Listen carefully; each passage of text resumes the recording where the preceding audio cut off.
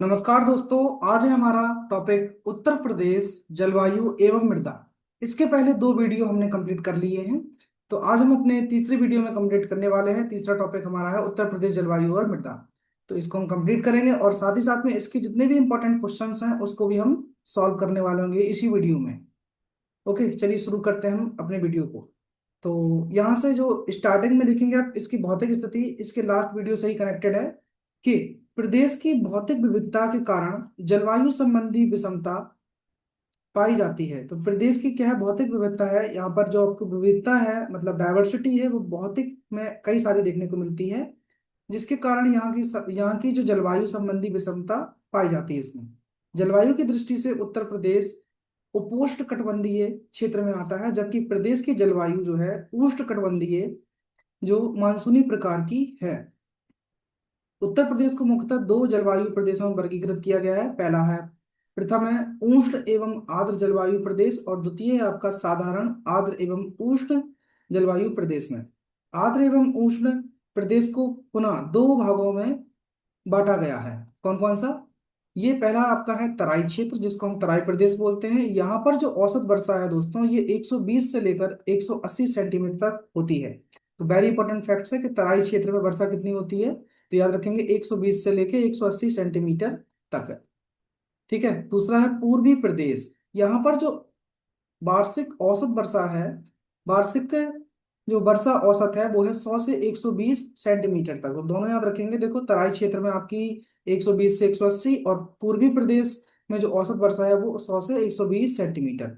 साधारण आर्द्र एवं उष्ण जलवायु प्रदेश में वे मैदानी भाग आते हैं जहां औसत वार्षिक वर्षा 80 सेंटीमीटर से 100 सेंटीमीटर तक होती है। ठीक है, उसमें क्या आते हैं हमारे आर्द्र एवं उष्ण जलवायु प्रदेश।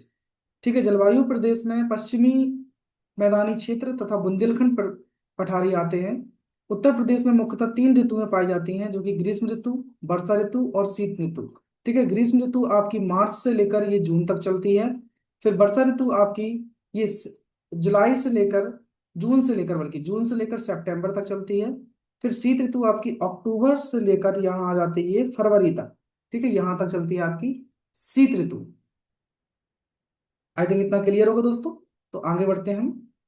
यहाँ आप आगे देखेंगे और हमारे तो जो जलवायु के बारे में और मृदा के बारे में कि सूर्य के उत्तरायण होने के साथ ही भारत सहित उत्तर प्रदेश में ग्रीष्म ऋतु की शुरुआत हो जाती है। तो मतलब सूर्य जब उत्तरायण में होता है तो क्या होता है, उत्तर प्रदेश में ग्रीष्म ऋतु की शुरुआत हो जाती है और ये मार्च से लेकर आपके जून तक चलती है। क्लियर? ग्रीष्म ऋतु मध्य मार्च महीने से जून मध्य तक चलती है। प्रदेश में ग्रीष्म ऋतु के औसत अधिकतम तापमान की बात करते हैं तो 36 से लेकर 39 डिग्री सेल्सियस जो कि मैक्सिमम टेम्परेचर रहता है, ये औसतन है। और जो न्यूनतम तापमान है यहाँ का मतलब सर्दियों के मौसम में वो है 21 से लेकर 23 डिग्री सेल्सियस। दोनों याद रखेंगे, 36 से 39 जब कहाँ पर रहेगा, समर में सीजन में, गर्मियों के सीजन में। और आपका 21 से 23 ये विंटर सीजन में टेम्परेचर रहेगा मित्रों। आगे देखते हैं कि प्रदेश के कुछ स्थानों पर तापमान 47 डिग्री तक चला जाता है। इस ऋतु में उच्च तापमान वाली पश्चिमी हवाएं चलती हैं। इन गर्म हवाओं को स्थानीय भाषा में क्या कहते हैं, लू। ठीक है, और राजस्थान में यही जो हवाएं चलती हैं इनको बोलते हैं वहां पर मावठ। प्रदेश में झांसी और आगरा, वेरी इंपॉर्टेंट फैक्ट याद रखना कि झांसी और आगरा जो है जिले में सर्वाधिक गर्मी वाले क्षेत्र हैं। कौन कौन से? झांसी और आगरा सबसे ज्यादा गर्मी पड़ती है यहाँ पर, जबकि बरेली में सबसे कम गर्मी पड़ती है। ग्रीष्म ऋतु में उच्च तापमान के कारण प्रदेश सहित पूरे उत्तर प्रदेश में, पूरे उत्तर भारत में निम्न वायु दाब का क्षेत्र बन जाता है। तो याद रखना वायु दाब जो है निम्न बन जाता है। परिणामतः होता क्या है कि मानसूनी हवाओं का आगमन होता है। फिर यहाँ पर प्रदेश में वर्षा जो है, प्रदेश में वर्षा जो है वो जून के अंतिम सप्ताह से प्रारंभ होकर सितंबर के अंतिम सप्ताह तक होती है। तो ये वाली पॉइंट याद रखना, देखो जून से प्रारंभ हो रही वर्षा और कहाँ तक, सितंबर तक होती है। ठीक है, अंतिम सप्ताह तक। उत्तर प्रदेश की अधिकांश वर्षा दक्षिण पश्चिम मानसून, ये ध्यान रखना, अधिकांश वर्षा जो है उत्तर प्रदेश में दक्षिण पश्चिम मानसून से होती है। प्रदेश की कुल वार्षिक वर्षा का 83% भाग मानसूनी वर्षा से ही प्राप्त होता है। नेक्स्ट है आगे उत्तर प्रदेश के भौतिक उच्चादाब में उच्चावाच। प्रदेश के भौतिक उच्चावाच में विभिन्नता के कारण वर्षा के वितरण में भी विभिन्नता पाई जाती है। प्रदेश के पूर्वी मैदानी क्षेत्र में औसत वर्षा जो है वो आपको 112 सेंटीमीटर देखने को मिलेगी। कहाँ पर? पूर्वी मैदानी भाग में। ठीक है, ये वाला पॉइंट याद रखना, पूर्वी मैदानी भाग में। तो पूर्वी मैदानी भाग में आपको जो है वर्षा 112 सेंटीमीटर देखने को मिलेगी। इसको जरा मैं इरेज कर देता हूँ। क्लियर दोस्तों, तो 112 सेंटीमीटर कहाँ पर, पूर्वी मैदानी भाग में। जबकि मध्यवर्ती जो मैदानी भाग है यहाँ पर आपको 94 सेंटीमीटर वार्षिक वर्षा देखने को मिलेगी।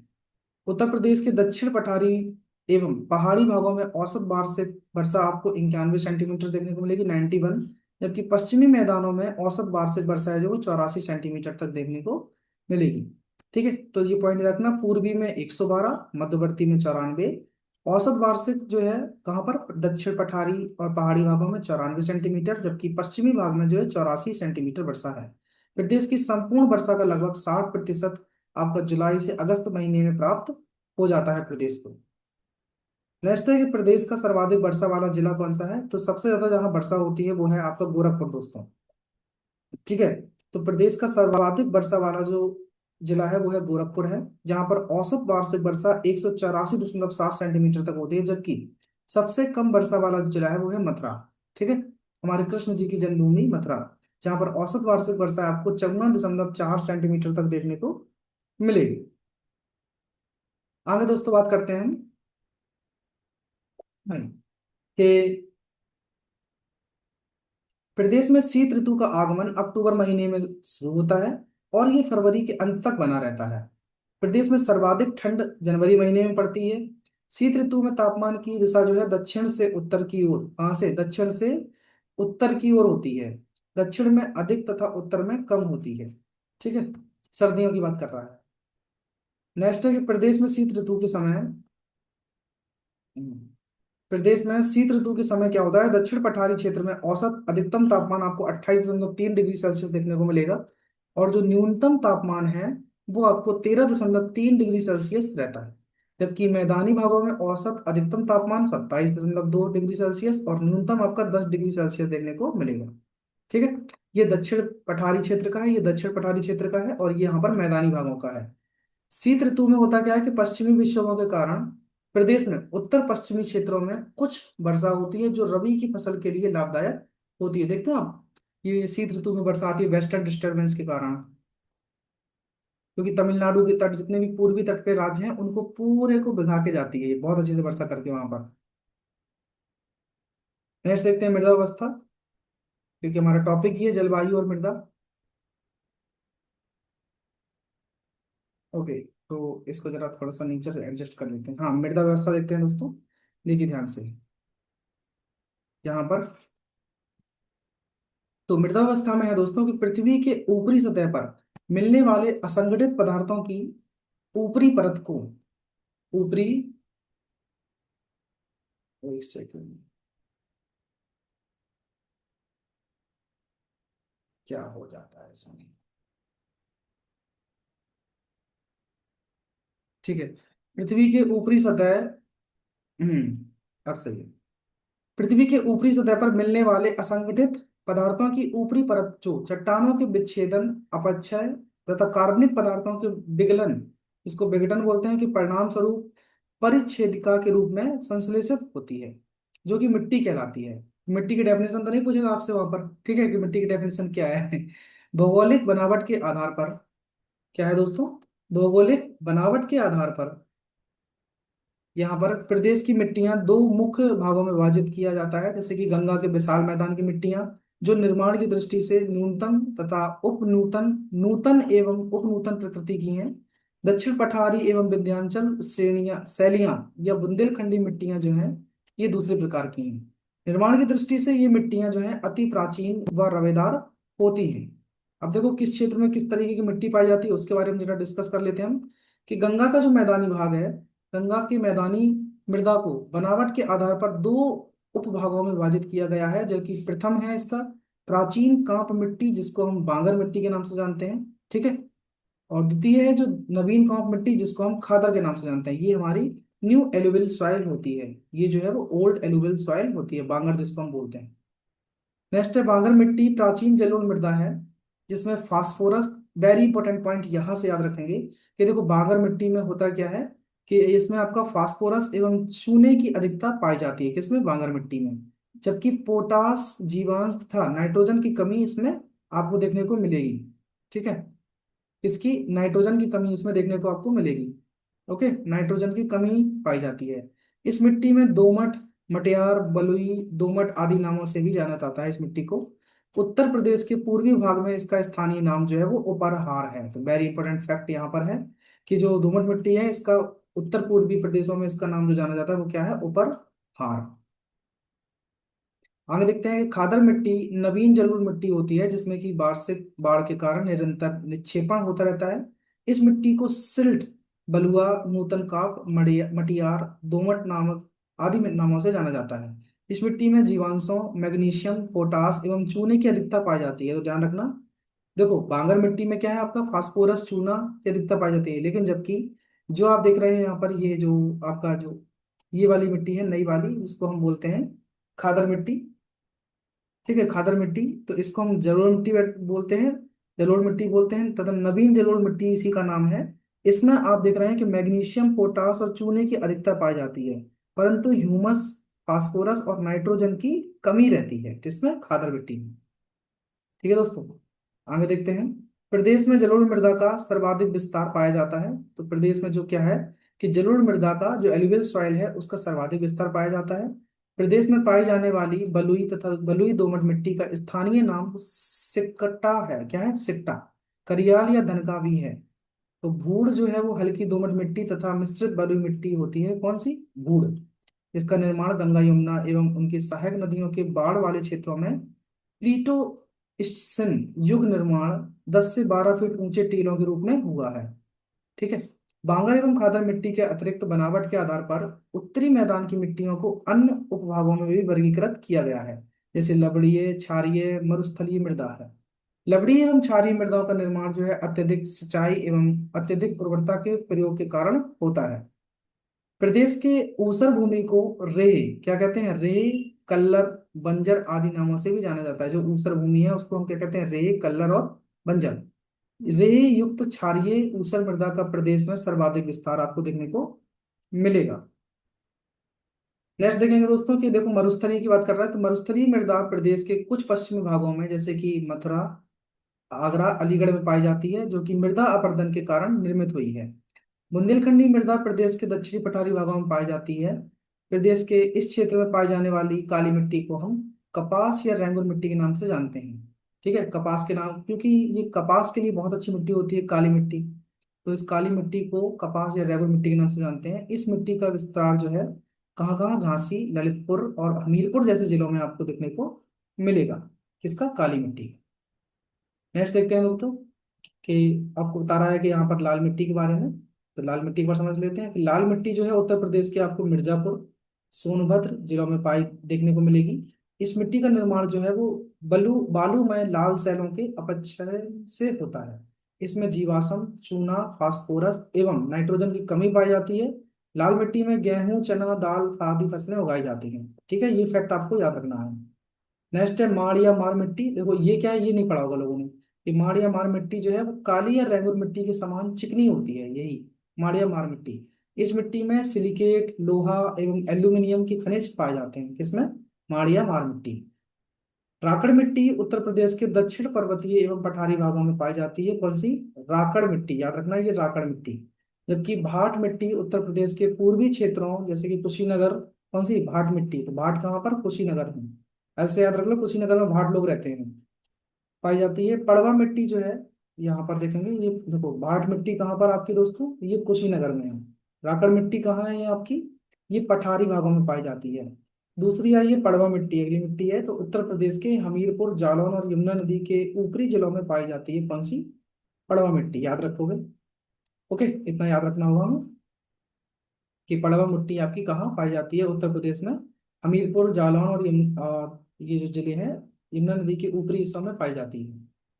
नेक्स्ट है जल प्लावित नदी के किनारे पर पाई जाने वाली मिट्टी को, क्या लिखा है, जल प्लावित नदी के किनारे पाई जाने वाली मिट्टी को क्या बोलते हैं हम, डूहू कहते हैं। क्या कहते हैं, डूहू। प्रदेश के उत्तर पश्चिमी भाग में पाई जाने वाली मिट्टियों में, जो उत्तर पश्चिमी प्रदेश है उसमें आपकी जो मिट्टी पाई जाती है उसमें फास्फेट खनिज की कमी होती है। ठीक है, फास्फेट की कमी होती है। मृदा अपरदन से तात्पर्य है जल बहाव, वायु वेग तथा या हिम के पिघलने से एक स्थान की मिट्टी का अन्यत्र चले जाना, ये है मृदा अपरदन। मृदा अपरदन को जलीय एवं वायु अपरदन में वर्गीकृत किया जाता है। प्रदेश के पूर्वी एवं दक्षिणी जलीय मृदा दलीय जलीय अपरदन या पश्चिमी भाग वायु अपरदन से प्रभावित होते हैं। कौन से? प्रदेश के ये पूर्वी भाग, प्रदेश के पूर्वी एवं पश्चिमी भाग जलीय अपरदन, या फिर पश्चिमी भाग जो पूर्वी भाग जो है वो जलीय अपरदन, और पश्चिमी भाग जो है वो इससे वायु अपरदन से आपका। एक सेकंड दोबारा से देखो, मैं कंफ्यूजन यहाँ क्लियर कर दूं पहले, नहीं तो लोगों को होगा कंफ्यूजन। यहाँ समझ लो कि देखो, जो पूर्वी और दक्षिणी भाग हैं ये आपके जलीय अपर्दन से, क्योंकि देखो पूरब और दक्षिण साइड जल बहुत ज्यादा है, पेनिनसुला प्लेटू है, वहां पर प्रायद्वीप पठार है। और पश्चिमी भाग में क्या होता है कि कोई तो ऐसे है नहीं है, समुद्र ज्यादा है नहीं है, तो यहाँ पर जो है वो वायु अपर्दन देखने को मिलता है, वो राजस्थान साइड में। ओके, आई थिंक इतना आपको क्लियर होगा। तो आगे समझते हैं फिर, क्या तो हम पीछे कर चुके हैं। इसमें है कि प्रदेश का इटावा जो जिला है ये अविनालिका अपर्दन से सर्वाधिक प्रभावित है। अविनालिका अपर्दन से जलीय अपर्दन का प्रभाव वायु अपर्दन से अधिक प्रभावी होता है। किसका? जलीय अपर्दन का। तो पूछ सकते हैं ऐसा ट्रू फॉल्स, या फिर ऑप्शन दे देंगे इसमें से कौन सा सही है। तो जलीय अपर्दन का प्रभाव ध्यान रखना वायु अपर्दन से अधिक होता है, जिसमें कि परत अपर्दन महत्वपूर्ण है। किसान की मौत कहा जाने वाला परत अपरदन समतल खेतों को बहुत सूक्ष्म तरीकों से होता है। किसान की मौत। नेक्स्ट आप समझते हैं आगे, देखो खादर मिट्टी और इन सब मिट्टियों के बारे में कि खादर मिट्टी कहाँ कहाँ पाई जाती है या इनका नाम क्या है। तो खादर मिट्टी का अन्य स्थानीय नाम जो है वो नवीन है, जलोढ़ है, कछारी है, दोमट है, मटियार है, सिल्ट और बलुआ, ये खादर मिट्टी के अन्य नाम है। हर क्षेत्र में अलग अलग नाम होंगे। बांगर मतलब पुरानी, पुरानी जलोढ़ मिट्टी, उपरहार मृदा, दोमट, मटियार, बलुई दोमट, ये सब बांगर के नाम हैं। नेक्स्ट है ऊसर भूमि, जिसको हम लवड़ी एवं क्षारीय बोलते हैं। तो ये क्या है? रे, बंजर और कल्लम, ये आपकी ऊसर भूमि में पाई जाती है मृदा। बलुई मिट्टी आपकी ऊंचे टीलों को बनाती है, ये इसको हम भूड़ बोलते हैं। काली मिट्टी को आप रेंगुर, फरेल या कपास मृदा के नाम से जानते हैं, क्योंकि कपास के लिए बहुत अच्छी है। कपास के जो उगने के लिए 210 दिन फ्रॉस्ट फ्रीजिंग डे होते हैं, 210 दिन लगते हैं तब कपास जाके आती है। नेक्स्ट है बुंदेलखंड क्षेत्र की मिट्टियों। यहाँ पर दोस्तों देखो, बुंदेलखंड क्षेत्र की, हाँ यहाँ पर है दोस्तों कि बुंदेलखंड क्षेत्र की मिट्टियां देखो कौन कौन सी हैं। लाल मृदा, पड़वा, माड़, मार, राकर देखो राकड़ मृदा और भोंटा, ये सभी उत्तर प्रदेश की बुंदेलखंड क्षेत्र की मिट्टियां हैं। चलिए अब हम चलते हैं एग्जाम कैप्सूल की ओर। देखो बहुत छोटा सा लेसन है, तुरंत हो जाता है। अब ये प्रीवियस ईयर के कुछ क्वेश्चन है, इनको और देख लेते हैं। Lesson finish. सुरहा ताल प्रसिद्ध अभयारण्य कहाँ है? इसमें साइबेरिया और अन्य ठंडे क्षेत्रों से कई प्रवासी पक्षी आते हैं। उत्तर प्रदेश के किस जिले में स्थित है? कौन सा? सुरहा ताल। तो सुरहा ताल आपके कहाँ देखने को मिलेगा? बलिया। ठीक है, सबसे पूर्वी जिला है।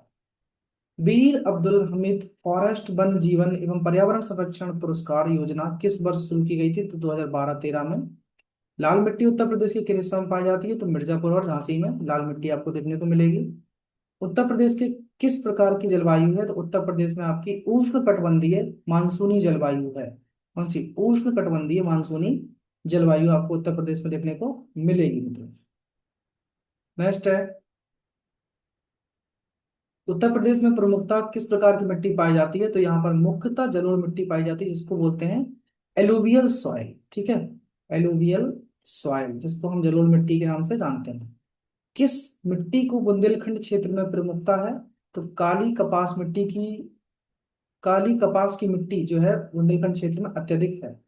उत्तर प्रदेश के भावर क्षेत्र में किस प्रकार की मिट्टी पाई जाती है? भावर। ठीक है, तो यहाँ पर ककरीली और पथरीली मिट्टी पाई जाती है। लवण प्रभावित मृदाएं मुख्यतः उत्तर प्रदेश के किन मंडलों में पाई जाती हैं? तो ये आगरा एवं अलीगढ़ में पाई जाती हैं। कौन सी? लवण प्रभावित मृदाएं। उत्तर प्रदेश में सस्य जलवायु क्षेत्रों की संख्या कितनी है? तो उत्तर प्रदेश में 9 जो है वो टोटल जलवायु क्षेत्र आपको देखने को मिलेंगे दोस्तों। ओके, तो ये सभी प्रीवियस ईयर के क्वेश्चन भी थे जो अलग अलग एग्जाम में आए हुए हैं। So we have also completed this lecture. अब हम चलेंगे आगे अगले लेसन की ओर, next video. Till then take care, bye. Thank you.